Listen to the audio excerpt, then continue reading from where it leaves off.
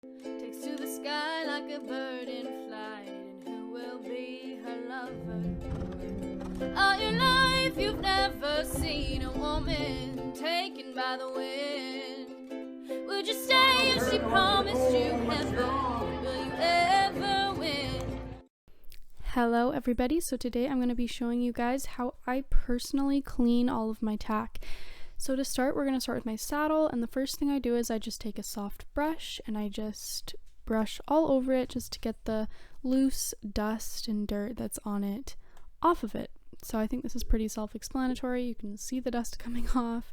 My arena is quite dusty in the summertime, so I do get quite a bit of dust on my saddle while I'm riding, and it just, saddles get dusty. So I'm just going to do that over the entire thing. Next thing I'm going to do, I'm going to grab a wire brush, and my saddle is full rough out, almost full rough out. So these wire brushes, same thing you'd use on your barbecue, just helps to rough them out again. You can see where your leg goes, the rough out actually gets very soft and smooth, smooth. I feel really bad doing this to my saddle, but this is what you're supposed to do. I mean, when you get a rough out saddle, they're not supposed to be smooth. They're supposed to be rough, so you shouldn't feel bad about scratching them. So yeah, just everywhere that's rough, everywhere that has gone smooth that is supposed to be rough, I make rough again. Especially the seat is probably the most important part, because rough out helps you stick, and so you want to stick where you're sitting. Even the fenders, you can definitely see where my leg has smoothened out the roughness, so I'm just going to take my brush and just make that all rough again. It's honestly not that hard. It doesn't take a genius. It just takes a little wire brush. And yeah.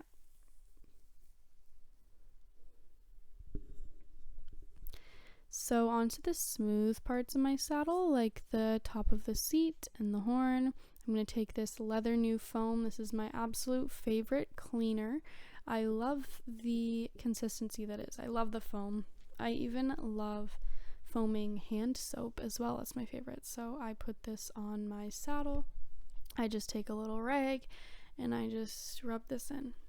So you can see it's already made my saddle so much more shiny. I feel like this foam really gets into the cracks and cleans really well. So the horn I'm also going to do.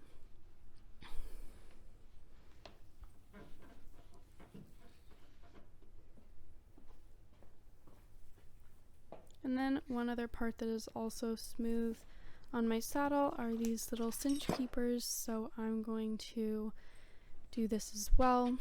I'm going to put a generous amount. I use quite a bit of cleaner when I do clean my tack, simply because I probably don't do it as much as I maybe should.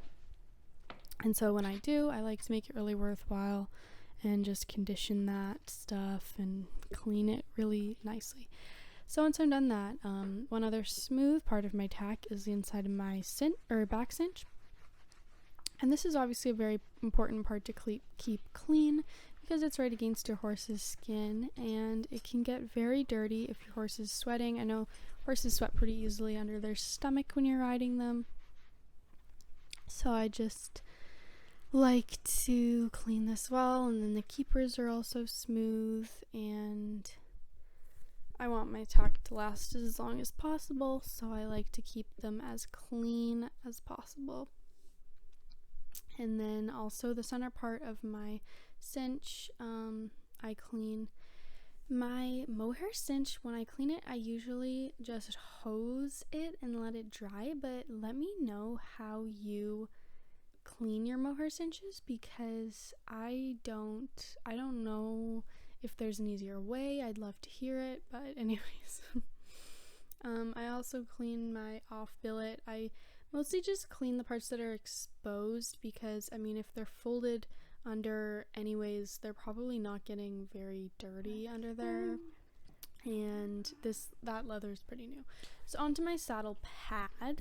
I don't really clean the outside of it because it doesn't get very dirty. Obviously I'll just run a brush over it if there's a lot of junk on it, but the inside is the most important part to me, and the inside of mine is this foam material. Very, very easy to clean. You actually can remove these. It's just Velcro. You can take it off and just hose it all down, but I just prefer doing it this way because it's slightly easier. So I just take a cloth and some hot water and I will just wipe this all down, and you can see like it's pretty dirty right now, and so yeah, but this works really well. Again, this material is very easy to clean, so it doesn't take, yeah, it's pretty easy. I do need to get a new one, but it's on my list of things to get. And of course my dog is gonna photobomb the clip. I really didn't realize how long she was in here for and how much of it she took up, but oh well, dogs will be dogs. And she's just totally oblivious, whatever. But I mean, you can see what I'm doing. It's pretty self-explanatory. I don't think you need me to show you that closely anyways. So once I am done with my saddle pad, I'm gonna move on to my bridle.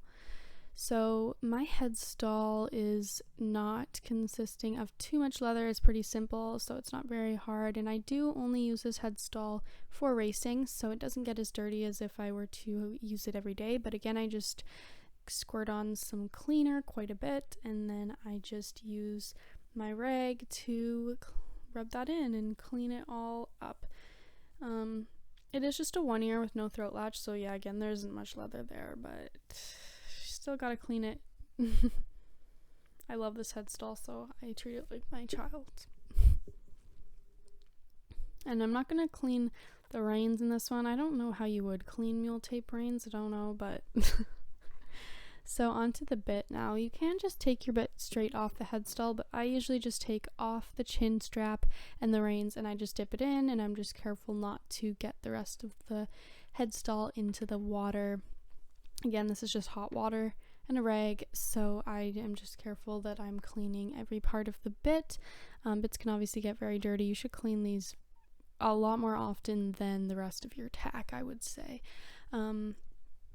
So cleaning my bit guards as well. Obviously they can get very dirty just by being close to the horse's mouth, and also making sure that I bend all of the joints in the bit so that I'm getting the insides and every which way, so that my horse can have a very clean bit to put in her mouth, because who wants a dirty bit in your mouth? I mean, I wouldn't.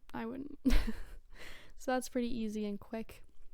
Now on to cleaning my boots. So I use polos a lot, especially in the winter, and polos for me are very, very easy to clean because I just put them into the washing machine and then I just put them into the drying machine and they're good to go. So especially in the winter, I prefer using polos. But when I am cleaning my splint boots, all I do is I just get a hot water and hose and I just spray the whole thing down. So paying extra mind to the insides, of course, because that is what's going to be in contact with your horse's skin, and so it's very important. And then bell boots as well. So when I am done cleaning these, I just put them out in the sun to dry, which is also a reason why it would be harder to do them in the winter, because they would just freeze or they just would not get dry. So if I cannot put them outside to dry, what I have done in the past is just take them and put them into a pillowcase and then put them into the dryer. But you have to be careful with this because you can only put in a few at a time, or apparently it's too heavy and can break the dryer, as I'm told by my parents. It hasn't happened, but apparently it can, so be careful for that, or just do it when your parents aren't home. I know my parents went away for a week and I cleaned everything in the washing machine, so keep that in mind. But this is pretty self-explanatory. So we are nearing the end of the video. Definitely let me know if you have any video you would like to see from me. I hope you enjoyed watching, and like, comment, and subscribe if you haven't already. And yeah, thanks for all the support. I have a lot of free time right now, so I can definitely get to your video if you have one you'd like to see from me. Thank you.